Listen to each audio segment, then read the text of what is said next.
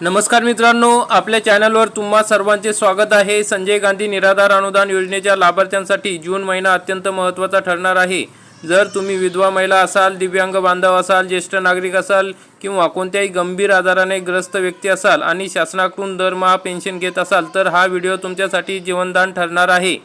1 जूनपासून शासनाने नियमांमध्ये मोठे बदल केलेले असून जर तुम्ही काही त्रुटी वेळेत पूर्ण केल्या नाहीत तर तुमची पेन्शन कायमची बंद होऊ शकते। म्हणूनच तुमची हक्काची 2,500 रुपयाची पेन्शन, 1,500 रुपयाची पेन्शन चालू राहण्यासाठी नेमके काय करावे लागणार आहे याची पूर्ण माहिती आपण आजच्या या व्हिडिओमध्ये बघणार आहोत। हा व्हिडिओ तुमच्या फायद्याचा आहे, त्यामुळे तो कुठेही स्किप न करता शेवटपर्यंत नक्की पहा। मित्रांनो, या योजनेअंतर्गत 4 मुख्य घटकांना लाभ मिळतो।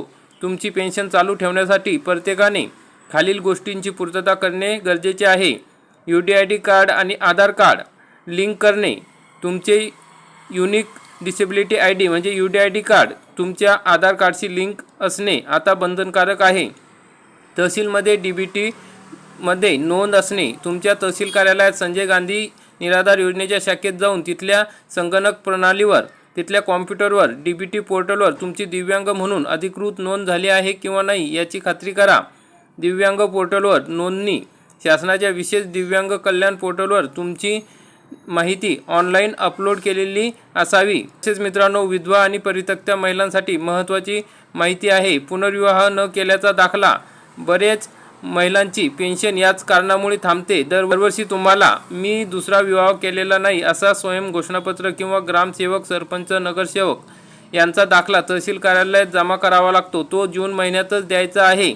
त्यामुळे अशा पद्धतीचा दाखल्याची तुम्हाला मागणी असेल तहसील कार्यालयातून, तुम्ही दरवर्षी देत असाल तर तुम्ही तो देणे गरजेचं आहे।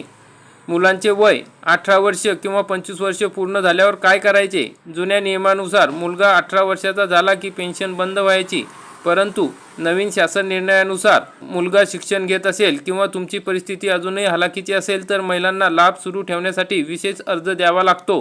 अर्ज तुम्ही तहसील कार्यालयात द्यायचा आहे। अनेक निराधार महिलांना पेन्शन बंद झालेली आहे, तर त्यांना का पेन्शन बंद झाली त्या संदर्भात तुम्ही तहसील कार्यालयात चौकशी करा आणि अशा पद्धतीचे कोणते काही दाखले लागत असेल तर त्या ठिकाणी ते दाखले जमा करणे गरजेचे आहे।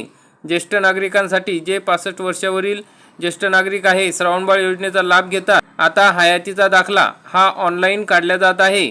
त्यामुळे हयातीचा दाखला तुम्ही ऑनलाईन डिजिटल स्वरूपात काढून त्या ऑनलाईन डिजिटल प्रमाणपत्र आपण जर काढलं, हयातीचा दाखला काढला तर त्या ठिकाणी ती प्रत देण्याची गरज नसते, पण त्यांना त्यांच्या हिशोबासाठी, माहितीसाठी काही तहसील कार्यालयात मागितली जात आहेत।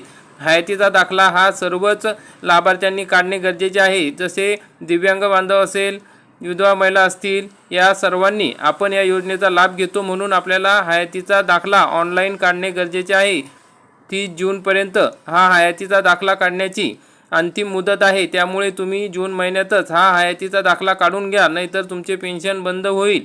जर तहसील कार्यालयातून मागणी केली असेल तर हयातीचा दाखला आणि आधार कार्ड त्या ठिकाणी जमा करणे गरजेचे आहे। तसेच गंभीर आजारी व्यक्तींसाठी महत्त्वाचे अपडेट आहे। नवीन वैद्यकीय प्रमाणपत्र। जे लाभार्थी कॅन्सर, एड्स, कुष्ठरोग किंवा इतर गंभीर आजारामुळे या योजनेचा लाभ घेत आहे त्यांनी जिल्हा शल्यचिकित्सक म्हणजे सिव्हिल सर्जन किंवा सरकारी रुग्णालयाचे चालू वर्षाचे वैद्यकीय प्रमाणपत्र पुन्हा सादर करणे आवश्यक आहे। त्याबाबत तुम्ही तहसील कार्यालयात सविस्तर चौकशी करा, नाहीतर तुमचे पेन्शन बंद होऊ शकते। अनेक लाभार्थ्यांना पेन्शन मिळत नाही आणि मग त्या ठिकाणी कमेंटमध्ये आपल्याला अनेक लाभार्थी विचारत असतात की सर आमचे 3-4 महिन्यापासून पेन्शन मिळाले नाही। त्यासाठी तुम्ही तहसील कार्यालयात जाऊन चौकशी करणे गरजेचे आहे। सर्वात मोठी अडचण, पैसे का अडकतात? तर आता सर्वात महत्त्वाचा मुद्दा म्हणजे आमचे पैसे मंजूर आहेत पण खात्यात येत नाही। मग काय करावे? तर बँक खाते, DBT आणि आधार लिंक करा।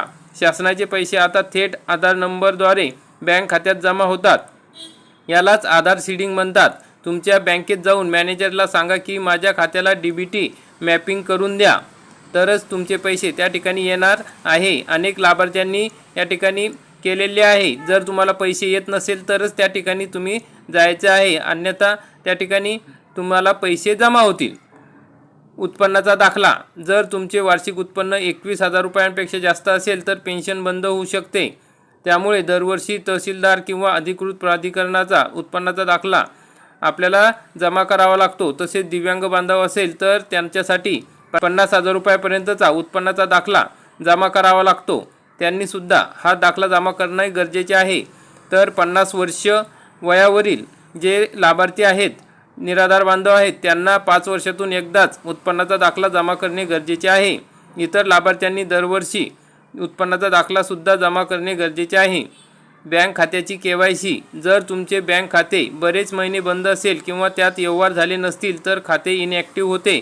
त्यामुळे बँकेत जाऊन अंगठा लावून किंवा कागदपत्रे देऊन खाते चालू करून घ्या। मित्रांनो, शासन स्तरावर आता कागदपत्रांची खूप कडक तपासणी सुरू आहे, त्यामुळे निष्काळजीपणा करू नका। जून महिना उजाडताच आपली सर्व कागदपत्रे आधार, बँक पासबुक, रेशन कार्ड, उत्पन्नाचा दाखला, हयातीचा दाखला आणि UDID कार्ड घेऊन जवळच्या आपल्या तहसील कार्यालयात संपर्क साधावा। त्या ठिकाणी अनेक तहसील कार्यालयातून सूचना देण्यात आलेल्या आहे। तहसील कार्यालयात सूचना मिळाल्या असतील त्यानुसार तुम्हाला कागदपत्र जमा करायचे आहे।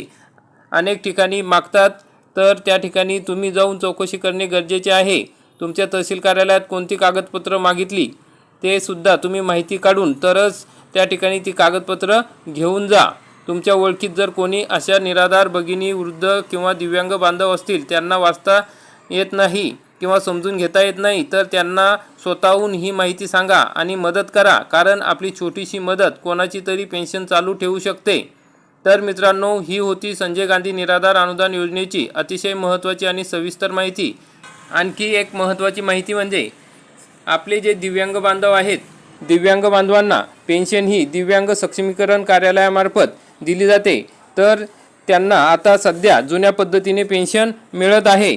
तरीही आपण त्या ठिकाणी आपली सर्व माहिती व्यवस्थित आहे किंवा नाही, आपले UDID कार्ड लिंक केलेले आहे किंवा नाही, ते सुद्धा बघणे गरजेचे आहेत। आणि जे टेम्पररी दिव्यांग बांधव आहेत आणि त्यांना पेन्शन मिळालेली नाही, त्यांनी सुद्धा कागदपत्र जमा करणे गरजेचे आहे। अशी माहिती आपल्याला वरिष्ठ स्तरावरून कळालेली आहे। आता जून महिन्याचे पेन्शन दिव्यांग बांधवांचे जमा झालेले आहेत आणि 2 ते 3 दिवसात हे पैसे तुमच्या खात्यात जमा होणार आहे। तरी मित्रांनो, मित्रांनो हे पैसे तुम्हाला लवकरच मिळतील आणि त्यासाठी तुम्ही तुमचा बँक खाते चेक करा, तुमचा मेसेज चेक करा। जर पैसे आले नसतील तर सोमवारी तहसील कार्यालयात जाऊन चौकशी करा। जर तुम्हाला हा व्हिडिओ मोलाचा वाटला असेल तर व्हिडिओला आत्ताच लाईक करा आणि तुमच्या सर्व WhatsApp ग्रुपवर हा व्हिडिओ शेअर करा, जेणेकरून कोणाची पेन्शन बंद होणार नाही। आणि आपल्या या शासकीय योजनाच्या अशाच अगदी सोप्या आणि सविस्तर माहितीसाठी आपल्या चॅनलला आजच सबस्क्राईब करा। धन्यवाद। जय हिंद, जय महाराष्ट्र।